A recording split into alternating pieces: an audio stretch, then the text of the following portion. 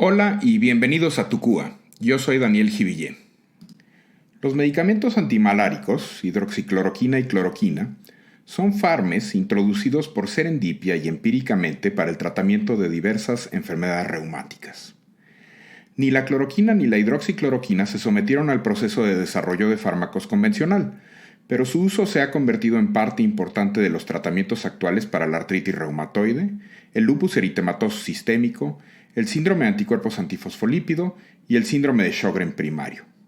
En este episodio exploraremos sus principales características desde la perspectiva farmacológica. Las revisiones sistemáticas de estudios aleatorizados, controlados y observacionales de fármacos antimaláricos en lupus, con especial énfasis en la hidroxicloroquina, han encontrado pruebas sólidas de que esta molécula tiene una capacidad inmunomoduladora, incluida la capacidad de prevenir brotes de actividad de la enfermedad y promover la supervivencia a largo plazo en lupus y controlar la actividad de la enfermedad autoinmune durante el embarazo, sin evidencia de efectos fetotóxicos o embriotóxicos. La evidencia sugiere que la hidroxicloroquina puede retrasar o prevenir el daño a los órganos, incluida la destrucción ósea, en la autoinmunidad, y que este medicamento tiene efectos antitrombóticos. Sin embargo, los ensayos que evalúan los medicamentos antimaláricos en la osteoartritis de mano han encontrado que la hidroxicloroquina no es más efectiva que el placebo para proporcionar alivio del dolor en esta enfermedad, lo que implica que aunque los medicamentos antimaláricos son útiles para una variedad de enfermedades reumáticas, no son omnipotentes. Además de tener efectos inmunomoduladores directos, la cloroquina y la hidroxicloroquina pueden reducir las tasas de aterosclerosis, mejorar la hiperglucemia y la hiperlipidemia y proteger contra las infecciones en pacientes con enfermedades reumáticas inflamatorias. Sin embargo, los mecanismos subyacentes de estos efectos siguen siendo en gran medida desconocidos. Una pregunta importante es si estos efectos comparten un mecanismo de acción común o resultan de una variedad de procesos distintos. Aún faltan estudios detallados sobre el mecanismo de acción de la hidroxicloroquina para comprender mejor las relaciones dosis-respuesta y los aspectos relacionados con la seguridad. Tal conocimiento debería guiar el desarrollo de nuevas terapias que modulen la actividad lisosómica e interfieran con la autofagia. A continuación hablaré acerca de la farmacocinética y la estructura química de los antimaláricos. Los fármacos antimaláricos de uso común se pueden dividir en diferentes clases de acuerdo a su estructura central. La hidroxicloroquina y la cloroquina pertenecen a una clase de medicamentos conocidos como 4-aminoquinolinas. Tanto cloroquina como hidroxicloroquina tienen una estructura central aromática plana y son bases débiles debido a la presencia de una cadena lateral básica. Se cree que la cadena lateral básica contribuye a la acumulación de estos fármacos en los compartimentos intracelulares, especialmente los compartimentos lisosomales, lo que parece ser fundamental para su actividad y la interacción potencial de estos fármacos con los ácidos nucleicos. En cuanto a su absorción, distribución y eliminación, la hidroxicloroquina se administra como un sulfato, mientras que la cloroquina se administra como una sal de fosfato. Ambas drogas generalmente se absorben en el tracto intestinal superior. El tiempo de retraso entre la absorción oral de sulfato de hidroxicloroquina, 200 miligramos, y su medición en la sangre es típicamente menor a 1 hora, y tanto la hidroxicloroquina como la cloroquina tienen una biodisponibilidad general del 75%. Después de la absorción, las vidas medias de los dos fármacos son comparativamente largas, 40 a 60 días, debido a un gran volumen de distribución en la sangre. Ambas drogas pueden distribuirse a los compartimentos celulares e intersticiales, lo que resulta en vidas medias largas, 1300 horas para hidroxicloroquina y 900 horas para cloroquina. Y el aclaramiento renal también es una consideración clínica importante, especialmente en pacientes con insuficiencia renal, ya que la disminución del aclaramiento aumenta la biodisponibilidad de estos fármacos. Las concentraciones plasmáticas, sanguíneas, séricas, de hidroxicloroquina y cloroquina pueden variar en pacientes individuales y entre pacientes. Se dispone de poca información sobre las concentraciones de medicamentos en los órganos profundos, por ejemplo en el tejido linfoide, las células del sistema inmune, la médula ósea, el tejido sinovial y otros tejidos conectivos. Y el modelo farmacológico de los 3 compartimentos de distribución de medicamentos entre los tejidos no se puede utilizar para predecir las concentraciones de drogas en estos órganos. Como una base débil, la hidroxicloroquina se acumula dentro de las vesículas ácidas, como el compartimento lisosómico, un sitio importante de acción de este medicamento. Se ha informado que los pacientes con artritis reumatoide y síntomas leves articulares tienen concentraciones sanguíneas más altas de hidroxicloroquina que los pacientes con enfermedad severa. Es posible que las fluctuaciones del nivel del fármaco se vean influenciadas por la condición de un individuo, como la inflamación activa o subclínica, es decir, el medio ácido, que secuestra a estos fármacos. La hidroxicloroquina se une fuertemente a la melanina y puede depositarse en tejidos que contienen melanina, como la piel y los ojos, lo cual también explica ciertos mecanismos específicos en los tejidos, como la retinopatía por hidroxicloroquina, o la eficacia de este medicamento en el tratamiento de las manifestaciones cutáneas. Las observaciones clínicas sugieren que la hidroxicloroquina se asocia con un menor riesgo de retinopatía que la cloroquina, lo que podría explicarse por el menor volumen de distribución de la hidroxicloroquina en comparación con la cloroquina. En cuanto a interacciones farmacológicas, el efecto de los fármacos antimaláricos sobre otros fármacos y viceversa es una consideración clínica importante. Tanto la cloroquina como la hidroxicloroquina son sustratos para las enzimas del citocromo P450 o CYP y por lo tanto pueden interferir con otros fármacos. Las enzimas CYP catalizan la desalquilación de cloroquina e hidroxicloroquina a metabolitos farmacológicamente activos. En relación con otras drogas, el uso concurrente de cloroquina aumenta la concentración plasmática de digoxina hasta en 4 veces. Por lo tanto, los niveles de digoxina requieren una estrecha vigilancia durante la terapia antimalárica.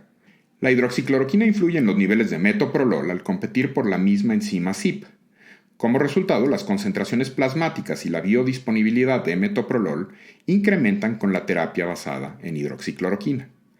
Dado que se cree que los medicamentos antimaláricos interfieren con los medicamentos que influyen sobre el intervalo QT en el electrocardiograma, los pacientes que reciben tratamiento con hidroxicloroquina al mismo tiempo que toman los medicamentos ya mencionados deben ser vigilados por el riesgo potencial de arritmias cardíacas. De acuerdo con las recomendaciones de los oftalmólogos, la comedicación de tamoxifeno con hidroxicloroquina se asocia a un mayor riesgo de toxicidad ocular debido a la inhibición sinérgica de las enzimas lisosómicas en las células epiteliales de la retina. Por lo tanto, el uso combinado de tamoxifeno con hidroxicloroquina o cloroquina debe limitarse a 6 meses o menos. Otra interacción farmacológica relevante a considerar es la interacción entre fármacos antimaláricos y otros fármacos moduladores de la enfermedad reumática. La hidroxicloroquina puede reducir la absorción gastrointestinal de metotrexato a través de cambios locales de pH y por lo tanto disminuye la biodisponibilidad de metotrexato. Este efecto podría explicar la disminución del riesgo de eventos adversos hepáticos agudos asociados al uso de metotrexato durante su administración conjunta con hidroxicloroquina. La hidroxicloroquina también incrementa los niveles séricos de ciclosporina. Algunas drogas también pueden interferir con la biodisponibilidad de hidroxicloroquina y cloroquina. Por ejemplo, los agentes que aumentan el pH del ácido gástrico, por ejemplo los inhibidores de la bomba de protones, podrían interferir con la absorción oral y la biodisponibilidad oral de los fármacos antimaláricos. Sin embargo, en un estudio de pacientes con lupus, las concentraciones plasmáticas de hidroxicloroquina entre pacientes que toman inhibidores de la bomba de protones y pacientes que no toman estos medicamentos no mostraron diferencias estadísticamente significativas. Finalmente, se ha sospechado que el tabaquismo interfiere con la biodisponibilidad de la hidroxicloroquina. Sin embargo, no se ha encontrado una correlación entre la concentración plasmática de hidroxicloroquina y el consumo de tabaco. En relación al embarazo y la lactancia, aunque tanto la cloroquina como la hidroxicloroquina cruzan la placenta, y a pesar de las preocupaciones iniciales relacionadas con la presencia de pigmentación asociada a los niveles de medicamento en el tejido fetal, no se considera que estos medicamentos tengan efectos tóxicos notables en el feto. Las pautas actuales recomiendan mantener el tratamiento con hidroxicloroquina durante el embarazo en pacientes con una enfermedad autoinmune. Algunos datos sugieren que la hidroxicloroquina durante el embarazo protege contra la inducción de bloqueo cardíaco congénito, posiblemente debido a una reducción en la expresión de la firma de interferón tipo 1. La hidroxicloroquina también se puede transferir a la leche materna, pero no se asocia con efectos adversos en el neonato. La terapia continua después del parto incluso tiene la ventaja de prevenir brotes de enfermedad en las madres. En general, la hidroxicloroquina se considera segura para usar durante el embarazo y la lactancia. En relación a los mecanismos de acción de los antimaláricos, se han postulado varios modos de acción para explicar los efectos terapéuticos y o adversos de la cloroquina y de la hidroxicloroquina, la mayoría de los cuales se han basado en estudios in vitro. En particular, el vínculo entre estos mecanismos y la eficacia clínica y seguridad observadas in vivo aún no han sido delineadas por completo. Los fármacos antimaláricos tienen efectos moleculares directos sobre la actividad lisosómica, la autofagia y las vías de señalización. Entre sus efectos moleculares se encuentran la inhibición de la actividad lisosómica y de la autofagia. Un mecanismo de acción importante de la cloroquina y de la hidroxicloroquina es la interferencia de la actividad lisosómica y la autofagia, y es ampliamente aceptado que la cloroquina y la hidroxicloroquina se acumulan en los lisosomas, cosa que se llama lisosomotropismo, e inhiben su función. In vitro, la cloroquina puede desestabilizar las membranas lisosómicas y promover la liberación de enzimas lisosomales dentro de las células. La interferencia de la actividad lisosómica podría inhibir la función de los linfocitos y tener efectos inmunomoduladores o incluso antiinflamatorios. Un mecanismo por el cual estos medicamentos pueden tener efectos antiinflamatorios es alterando la presentación antigénica a través de la vía lisosómica. Los lisosomas contienen enzimas hidrolíticas y cooperan con otras vesículas para digerir la carga, como organelos y material del interior de la célula, un proceso llamado autofagia, o material del exterior de la célula a través de la vía de endocitosis o fagocitosis. Los lisosomas están involucrados no solo en el reciclaje de sustratos celulares, sino también en el procesamiento antigénico y la presentación a través del complejo mayor de histocompatibilidad de tipo 2, promoviendo indirectamente la activación inmunológica. La autofagia también participa en la presentación del antígeno y la activación de la respuesta inmune. Hay evidencia que sugiere que la autofagia es importante para la presentación de autoantígeno mediada por el MHC de clase 2 por las células que presentan antígeno a las células T, CD4 positivas. Como el pH en los lisosomas es óptimo para las enzimas lisosómicas involucradas en la hidrólisis, al aumentar el pH de los compartimentos endosómicos, la cloroquina y la hidroxicloroquina pueden afectar la maduración de los lisosomas y de los autofagosomas e inhibir la presentación del antígeno a lo largo de la vía lisosómica. Más allá del lisosomotropismo, los esfuerzos para identificar los sustratos moleculares específicos de hidroxicloroquina dentro del lisosoma también están actualmente siendo investigados.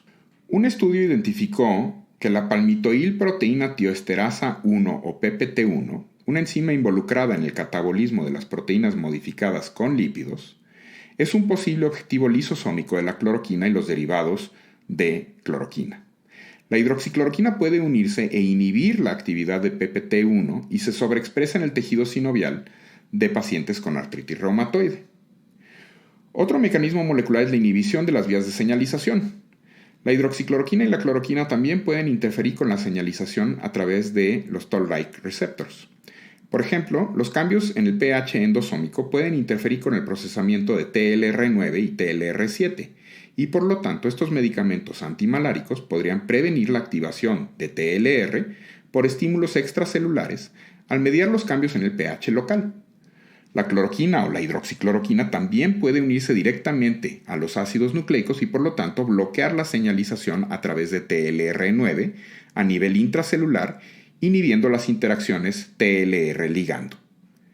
Además de interferir en la señalización mediada por TLR9, la cloroquina también puede inhibir la activación mediada por RNA de la señalización de TLR7. Aunque los mecanismos de acción exactos por los cuales estos fármacos inhiben TLR7 y 9 requieren una mejor descripción a nivel molecular, la inhibición del procesamiento de TLR y la inhibición de la unión de TLR son probablemente mecanismos centrales de acción. Otro modo potencial de acción de la hidroxicloroquina y de la cloroquina es la interferencia con la actividad de la GMP-AMP cíclico sintetasa, o CEGAS, al inhibir la unión con su ligando. La vía CEGAS estimuladora de genes de interferón, llamada STING, es una fuente importante de la respuesta interferón tipo 1. El DNA citosólico se une a CEGAS y al segundo mensajero CEGAMP para mediar la transcripción dependiente de STING de los interferones tipo 1 a través del factor de transcripción regulador 3 de interferón. Estos mecanismos son susceptibles de inhibición farmacológica y terrenos potenciales para investigación futura. Hay varios mecanismos de acción a nivel celular también.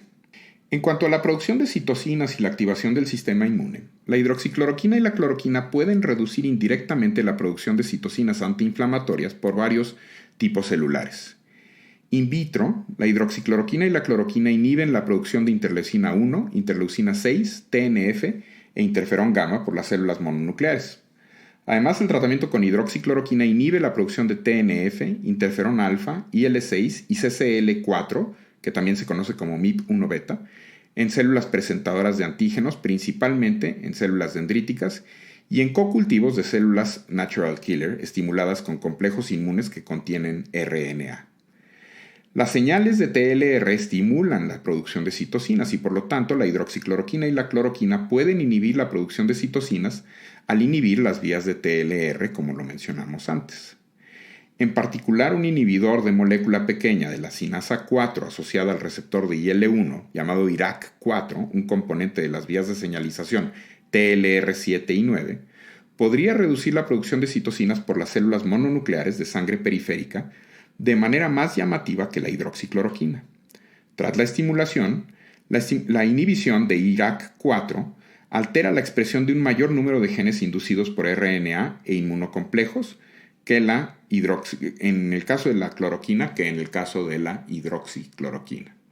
Este hallazgo sugiere que la hidroxicloroquina es menos efectivo para inhibir la producción de una amplia gama de citocinas que el inhibidor de IRAK4, la cloroquina. Sin embargo, también se muestra de manera convincente que la hidroxicloroquina tiene un efecto notable sobre la producción de citocinas y la expresión génica, incluido un efecto inhibitorio sobre la producción de TNF por células mononucleares de sangre periférica de pacientes con lupus. De hecho, en otro estudio, el tratamiento con hidroxicloroquina se asoció con una reducción en los niveles séricos de interferón alfa en pacientes con lupus. Además, en pacientes con artritis reumatoide, el tratamiento a largo plazo con hidroxicloroquina, 200 a 400 miligramos al día, puede reducir los niveles circulantes de IL-1 e IL-6 y se asocia con una mejora en la velocidad de sedimentación globular. Los efectos antiinflamatorios de la hidroxicloroquina y la cloroquina podrían explicarse en parte por la interferencia río arriba de la activación del sistema inmune, incluida la inhibición de la actividad lisosómica. De hecho, el tratamiento con hidroxicloroquina se asocia con una regulación negativa dependiente de la dosis de la molécula coestimuladora CD154 en células TCD4 positivas de pacientes con lupus, que se acompaña de una disminución en la movilización intracelular de calcio y la translocación del factor nuclear de las células T activadas citoplasmáticas, NFAT-C1 y NFAT-C2. En relación a sus efectos cardiovasculares, aunque la hidroxicloroquina no es un anticoagulante, se cree ampliamente que este medicamento tiene efectos protectores vasculares y previene el desarrollo de complicaciones trombóticas. Este efecto protector parece ser más relevante para pacientes con una coagulopatía secundaria debido a inflamación sistémica y en pacientes con síndrome de anticuerpos antifosfolípido primario. Los pacientes con enfermedades reumáticas inflamatorias tienen un mayor riesgo de desarrollar complicaciones cardiovasculares en comparación con la población general. Este aumento del riesgo se debe, entre otras causas, a la enfermedad subyacente y a los medicamentos utilizados para tratar la enfermedad, como antiinflamatorios no esteroideos, inhibidores de COX-2 y esteroides a dosis altas, y la presencia de comorbilidades como hipertensión arterial, hiperlipidemia, insuficiencia renal y diabetes mellitus. El tratamiento con hidroxicloroquina parece contrarrestar estos efectos y proporcionar beneficios a largo plazo al reducir el riesgo de eventos cardiovasculares, disminuir los niveles de glucosa en ayunas y reducir la hiperlipidemia. En un estudio de pacientes con lupus, el uso combinado de dosis bajas de aspirina e hidroxicloroquina fue superior al tratamiento con aspirina o hidroxicloroquina solas, en términos de prevención de complicaciones cardiovasculares. Los posibles mecanismos por los cuales la hidroxicloroquina y la cloroquina reducen un estado procoagulatorio en las enfermedades inflamatorias incluyen la inhibición de la unión de anticuerpos antifosfolípido o la inhibición de la agregación plaquetaria.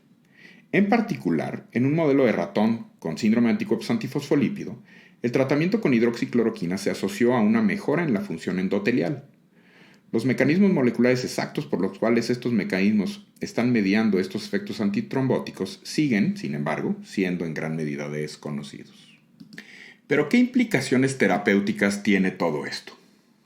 En relación a los efectos adversos y la toxicidad de los fármacos, la hidroxicloroquina y la cloroquina tienen un perfil de seguridad conocido y bastante bueno, y se considera que funcionan como fármacos inmunomoduladores en vez de ser realmente inmunosupresores. Las diversas vías inmunes mediadas o modificadas por estos medicamentos, como la señalización a través de TLR7 y TLR9, la activación del receptor de las células T o receptor de las células B, son en gran parte conservados, es decir, no se inhiben por completo durante el tratamiento con antimaláricos. A diferencia del tratamiento con medicamentos inmunosupresores, como el metotrexato y la leflunomida, el tratamiento con hidroxicloroquina o cloroquina no está asociado con un mayor riesgo de complicaciones infecciosas o neoplasias. El efecto adverso más común de estos medicamentos son los efectos gastrointestinales, que incluyen náusea, vómito, diarrea y molestias abdominales.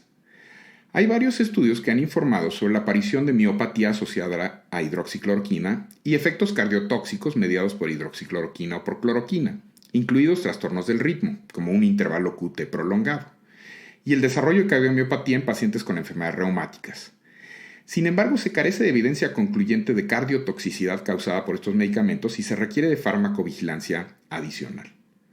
La insuficiencia renal puede aumentar la biodisponibilidad de los medicamentos antimaláricos y aumentar el riesgo de efectos adversos. La complicación más grave atribuible al tratamiento antimalárico es el desarrollo de la retinopatía. Se cree que estos medicamentos causan daño a la retina al interrumpir la degradación lisosómica de los segmentos externos del fotorreceptor en el epitelio pigmentario de la retina, un paso importante en el ciclo visual. Mecánicamente se cree que esta interferencia conduce a un aumento de la lipofuscina en las células epiteliales del pigmento retiniano y a la degradación de los fotorreceptores. La retinopatía se ha asociado más comúnmente con la cloroquina que con la hidroxicloroquina y puede provocar que los pacientes desarrollen defectos circulares, conocidos como maculopatía en ojo de buey, y defectos diametrales de la retina. En particular, los avances en los procedimientos de diagnóstico en los últimos años y la consecuente evidencia de que la retinopatía relacionada con la hidroxicloroquina es más común de lo que se había pensado, ha llevado al desarrollo de nuevas recomendaciones por parte de los oftalmólogos. Se cree que varios factores aumentan el riesgo de desarrollar retinopatía durante el tratamiento con hidroxicloroquina, entre otros, una dosis de fármaco de más de 5 miligramos por kilogramo de peso corporal real por día, el uso prolongado del fármaco, 10 a 25 años, una dosis acumulada alta, más de 600 a 1000 gramos, una etapa 3 a 5 de la enfermedad renal crónica y la comedicación con tamoxifeno por más de 6 meses. Se cree que los predictores más importantes de la retinopatía por hidroxicloroquina son las dosis altas y el uso a largo plazo, más de 5 años. Pero la evidencia actual se limita a estudios retrospectivos, la mayoría de los cuales se basan en registros de atención médica y tienen limitaciones sustanciales en su diseño, como datos limitados sobre la función renal. En cuanto a la dosificación, y de acuerdo con las recomendaciones de los oftalmólogos, la aparición de reacciones adversas oculares durante la terapia con hidroxicloroquina o cloroquina se puede minimizar utilizando la dosis del fármaco adecuada, es decir, tomando en cuenta el peso corporal real del paciente y utilizando modalidades de detección avanzadas como tomografías de coherencia óptica. Sin embargo, las relaciones dosis-respuesta para la hidroxicloroquina y la cloroquina aún se desconocen debido a su farmacocinética compleja. Tanto la hidroxicloroquina como la cloroquina tienen un inicio de acción gradual que puede tomar semanas para alcanzar la actividad máxima. Además, ambos fármacos tienen una eficacia prolongada que es evidente incluso después de interrumpirlos. La compleja farmacocinética de estos fármacos podría explicarse por las largas vidas medias de eliminación de plasma de hidroxicloroquina, cloroquina y sus metabolitos desalquilados, así como por su amplio volumen de distribución. La medición terapéutica de los niveles de cloroquina o hidroxicloroquina en pacientes con enfermedades reumáticas han dado idea de varios aspectos. Primero, que las bajas concentraciones de hidroxicloroquina en la sangre predicen los brotes posteriores en pacientes con lupus durante el tratamiento con hidroxicloroquina. En segundo lugar, la falta de apego al tratamiento con hidroxicloroquina es una causa importante de brotes de actividad de enfermedad en lupus. Al estudiar los factores de riesgo para la falta de apego de los pacientes a los antimaláricos, se encontró que una edad más joven, la ausencia de comedicación con esteroides, un índice de masa corporal más alto y el desempleo influían en que los pacientes abandonaran el uso de la hidroxicloroquina. Por lo tanto, la falta de apego es un problema complejo y su monitorización terapéutica pudiera ser útil a través de la medición de niveles séricos. En la enfermedad renal crónica, a pesar del hecho de que la disminución de la eliminación del fármaco puede dar lugar a un aumento potencialmente tóxico de las concentraciones de hidroxicloroquina, las recomendaciones actuales no incluyen una que diga que hay que reducir la dosis de hidroxicloroquina en pacientes con enfermedad renal crónica. Hay cohortes de mundo real de pacientes con lupus y enfermedad renal terminal, en donde el 20% de los pacientes seguían tomando hidroxicloroquina. Los efectos adversos de la hidroxicloroquina en el riñón pueden imitar a la enfermedad de Fabry. En pacientes con artritis reumatoide, las concentraciones reducidas de hidroxicloroquina y de acetilhidroxicloroquina en la sangre se asocian con un aumento en la rigidez matutina, en la intensidad del dolor y la positividad para el factor reumatoide. Por lo tanto, los estudios que investigan los niveles séricos de estos medicamentos y la respuesta clínica de los pacientes podrían ayudar a superar el grado de conocimiento que tenemos actualmente sobre las características de respuesta a la dosis dentro del contexto de diferentes enfermedades, así como durante los periodos de actividad de la enfermedad contra los periodos en los que los pacientes están inactivos.